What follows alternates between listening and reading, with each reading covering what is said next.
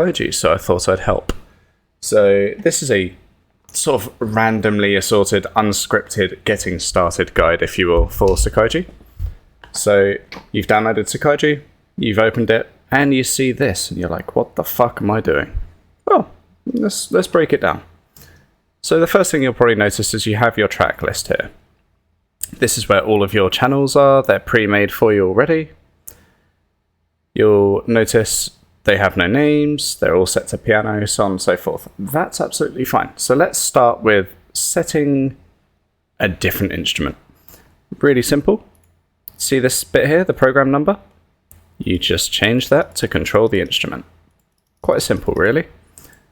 You'll eventually learn the numbers for different MIDI instruments. So for example, if I wanted a guitar, 30 would give me a distortion guitar, or 29 for an overdrive guitar, or let's say 26 for a jazz guitar. There's loads of instruments, 128 of them, and you can just browse through by clicking the arrow one by one until you find the instrument you're looking for.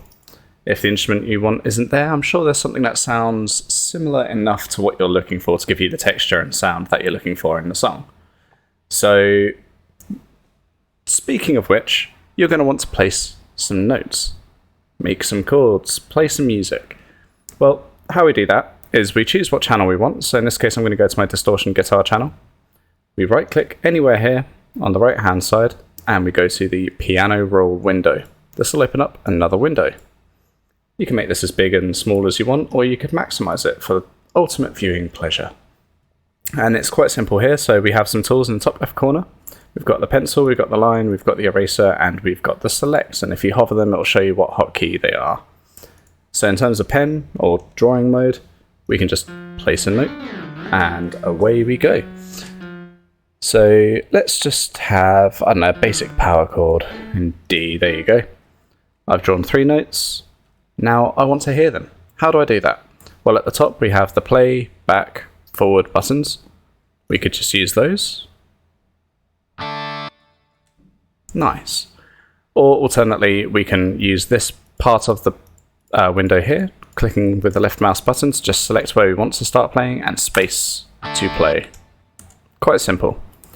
So what I've done there is using the select mode, this one here, or S as a hotkey. I've highlighted my keys, and then I've held Control to drag them, and that will create a copy. You can also copy paste, but bear in mind that the position within the measure is where it will paste. So if I was to copy this one, place my cursor over to this area here, and then paste, you'll notice it's pasted in that place already. So if I had, say, this offset, and I went back and pasted it in here, oh, it's kept that offset. It's not relative to the cursor, it's just inside of the measure that you've selected. So we've got a very basic riff, which sounds not great, I know, but it will do for an example. Now I want to add another instrument. Let's say I want to add a bass line to this. Well, I'm going to use this as my riff. I'm going to copy it a few times. There we go, we've got 4 copies of the riff. And using Control Tab to switch windows, or if you stayed in this window view here, you can just click on the respective windows. We could right click on this row and do Open Piano Roll to get another window. Or alternately, what I tend to do is just on the right hand side, change which channel is being shown. So in this case, we know that the green one here is the overdrive guitar. Then we've got a jazz guitar, and we've got a slap bass. I'm going to change that to a picked bass, and that would be the red channel here. Now, this might look a bit confusing for your channels on the right. This is where naming your channels comes in. So before we go ahead and write our bass line, let's go back to the track list, and on the left-hand side, we've got this empty slot for name. So here we could write guitar and bass. So let's get the bass in. If you see, we could tick the guitar so we can see that riff, but then if we select the bass, we're placing a bass. It sounds like piano. That is an oddity of Sekaiju. It will sound like a piano until it's heard it been played once. And now it sounds like a bass. So let's go ahead and get a simple bass riff in here. That's, I don't know, relative to the riff that we've written. Nothing overly special. And copy paste that in place.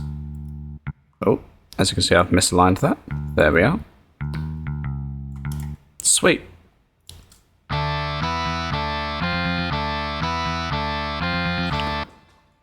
Awful. I love it. So that's great. Now, you could add as many instruments as you want, up to a limit of 16, as that's how many channels MIDI supports. But there is one instrument in particular which is different to the rest, and that's drums, the backbone of any good song. Well, most good songs. So if we come down here, you'll see channel 10, this one down here, which is green. That says standard instead of piano. That's because channel 10 is always the drum kit. That's just how MIDI is. That's not anything to do with Sekaiju. That is MIDI itself. So if we want to write a drum pattern, we need to do it on this channel here. So we can go back to our piano roll, and then number 11, which is track 10, because the first track is not actually a channel. We could even write drums here to make it more obvious. There you go. Drums.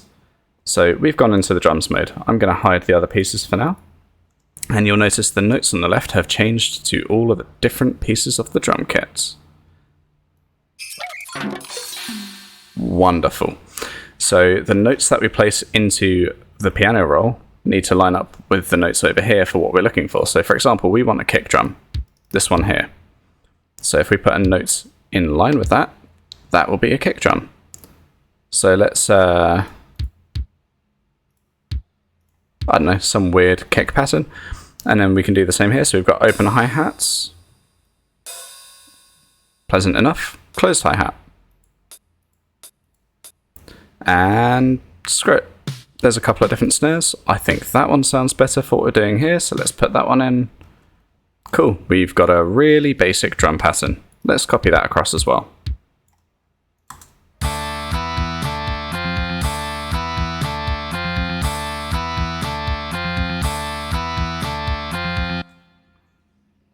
Once again, terrible. I love it. So, you'll notice I started on measure 2. Why is that? Well, if we go back to the track list, you'll see here we have this spike in all of the channels. That spike is actually the events that control all of the different settings within the channel, such as your volume, your panning, reverb, chorus, delay, time, so on and so forth. It even includes the channel name, it includes the instrument. So let's go have a look at that in detail. So let's select one of these, right click, and show the events list window. This is, I'm going to make this larger. This is the more technical side of MIDI, if you will. This is what is actually happening in your MIDI. So you can see here that at the 2-second mark, or in this case the second measure, first beat, we have a note, and then it's on for a certain value, so on and so forth. I wouldn't suggest writing your song in this view. But what you can do is use this view to have finer control of your MIDI. That's not something I'm going to cover too much here, but you'll notice if you look at the timing of all of these events here, these are all on the second beat and then offset by a few ticks, rather than at the very start of the MIDI. So we don't really want that to happen halfway through a song. Otherwise, the first note won't be the instrument we want it to be, so on and so forth. I'm not entirely sure why Sekaiju does it this way, but it does. So, while I'm writing on a song and working through the process, I will start on the second measure. The reason I do this, ultimately, is if I was to move this to that measure there, I did that simply by selecting it, then clicking and dragging. You'll notice, well, we've got notes before the spike. That's not ideal. And if we were to move this now, all of those events go with it. And that's, again, problematic. So if I use Ctrl-Z to undo, I did move a few things around there. There you go. We'll start from here. Now, when you're finished with your song, this big old gap here is going to cause your loop to be not seamless. So let's hit play here.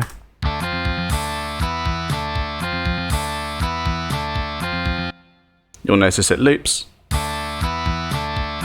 but with that first measure of silence.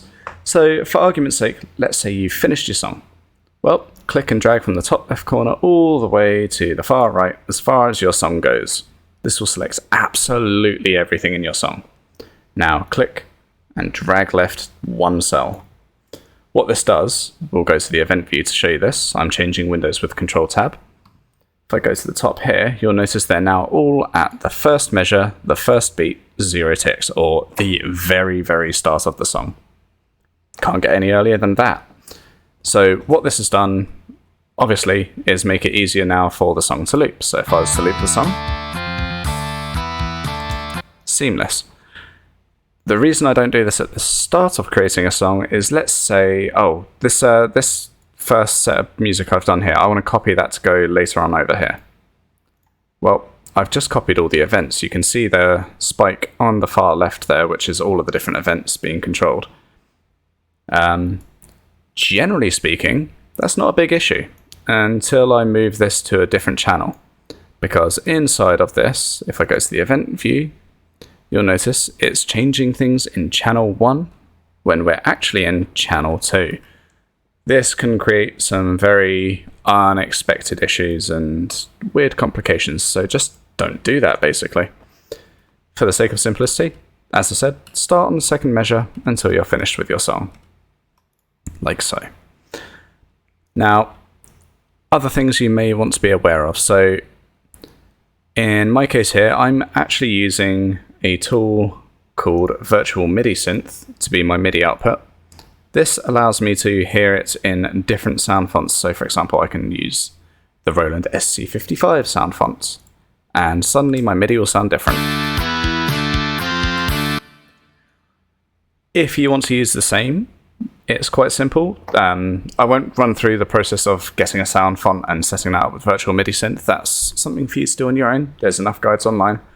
But in terms of Sekaiju, all you need to do is go to Setup and Options, I believe.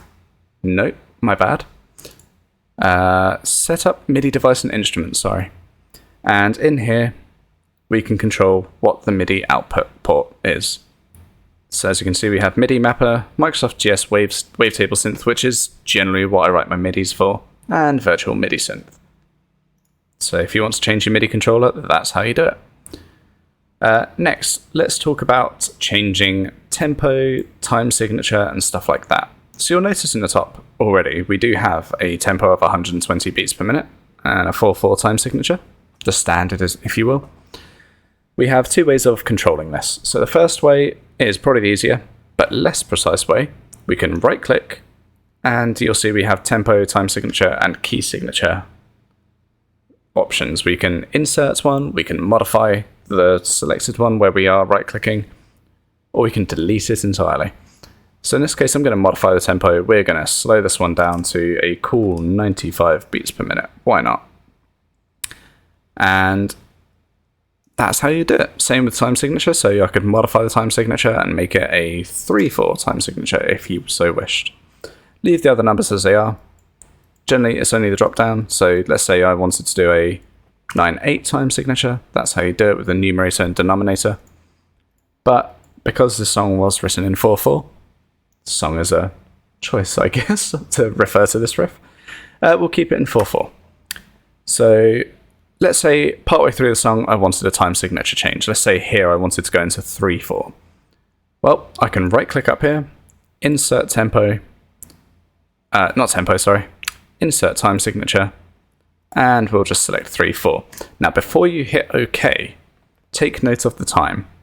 This is measures, beats, and ticks. So if we want it to be at the very start of the 6th measure, we need to be at the 6th measure on the first beat with 0 ticks. Pay attention to this. This bit is important, otherwise your time signature change will come later than you're expecting it to. So once you're done, hit OK. Boom. You can see our grid has changed to match a 3/4 time signature. And if I was to go into a piano roll, we have the same thing reflected here. So I could write myself a nice little 3/4 section. Why not? Yeah, let's get a crash cymbal.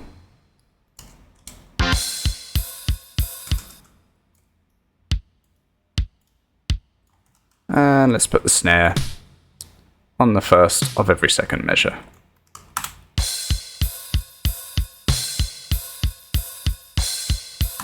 Cool. So I think that should be a good enough video, I guess, to provide you the ability to get started.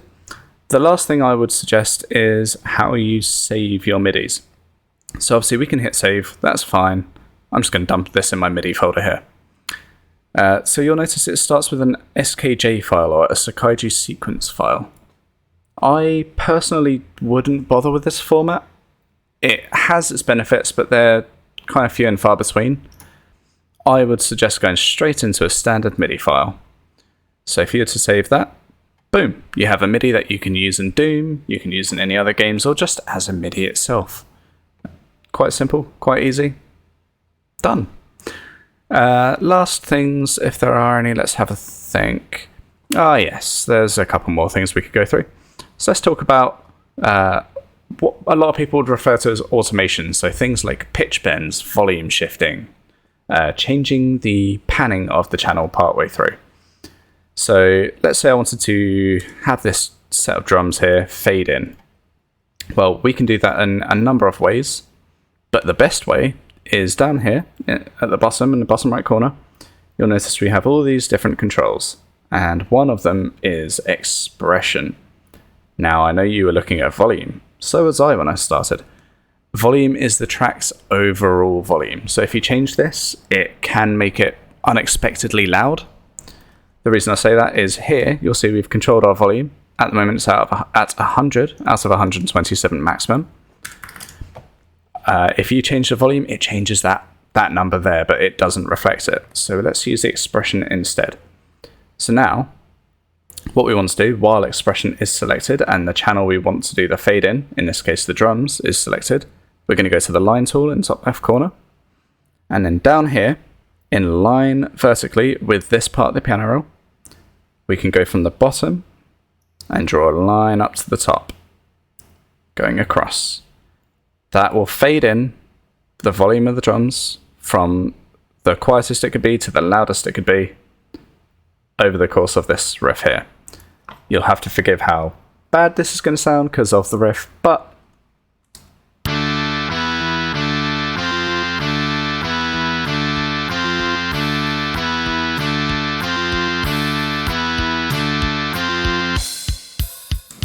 and there's your fade in. So we have similar things. I'm just going to undo that so it's easier to work with. Let's get a new guitar piece in here just to demonstrate with. I'm going to give us a nice mid-C sound. And with that, we're going to do pitch bend. So pitch bend works a little differently in that the middle line here, this blue one going horizontally across, is exactly the same note as it currently is. So if I was to place a note here with the pitch bend tool, you'll notice it puts a dot because that counts as a reset. So if I was to do a bend in between, that's a reset there. So yes, let's say I wanted to bend into this note. Well, we could start lower down and do a nice line up to the horizontal line. Make sure we're exactly on it with the mouse, and then let go. Done. So this line bends into the note. Same again, we could bend out of the note in theory, but you know, I'm not quite sure a guitar could do that much bending. Up to you. It's MIDI. Do what you want.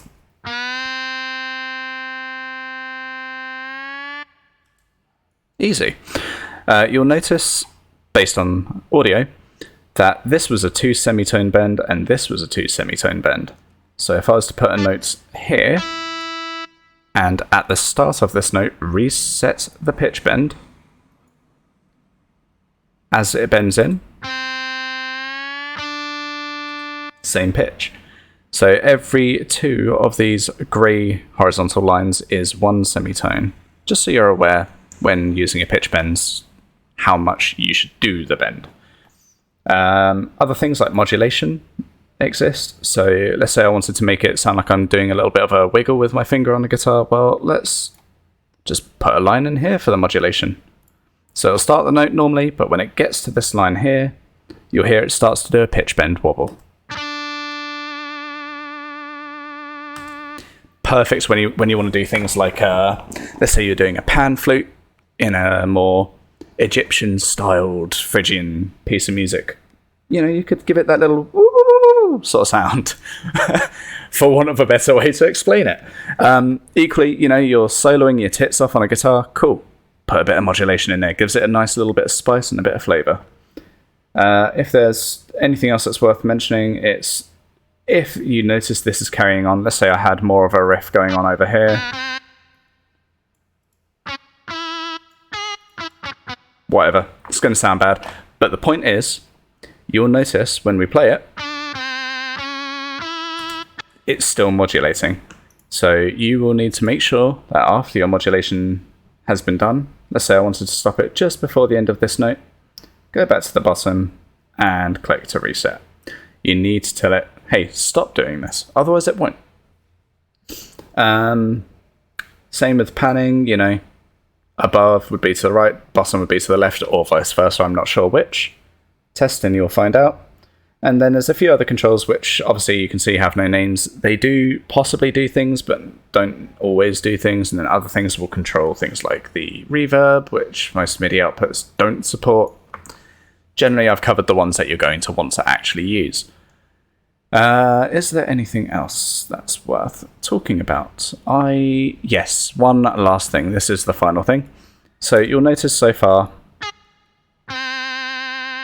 I would love it if that reverb stopped. Modulation stopped. So I can only go down to this size note right here, a semi-quaver. Well, let's say you wanted to do something faster.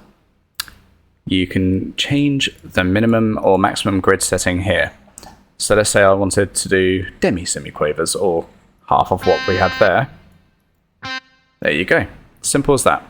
To change the size of a note, you just hover the edge sides and drag. And to move a note, you click in the center and drag like that.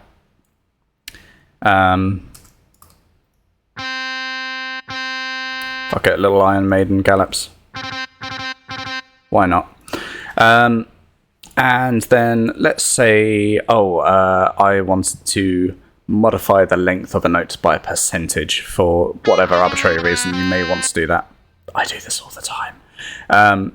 You'll notice that if we go have our notes selected, let's say, yeah, I like this little thing, but I want it to take twice as long.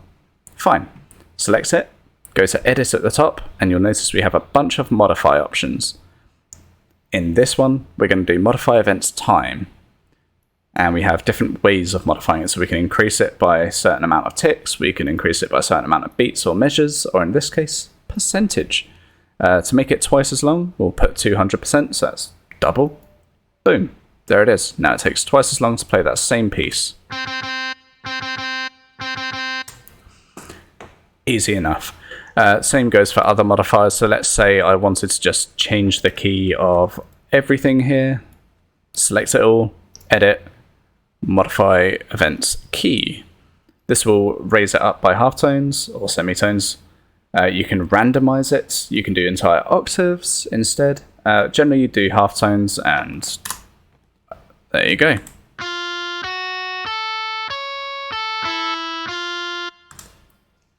God, that was awful. Anyway, point being, you can change the key quite easily. The other way you do that, obviously, is just select it and drag it to the position you want it to be. Some keys, obviously, you know, say you're doing an actual key change, well, this might be up here or whatever. That's music theory. That's not what I'm teaching you today. But yeah, hopefully this has been a good primer into using Sekaiju, and with that, you can make a good start. Good luck and happy writing. Bye.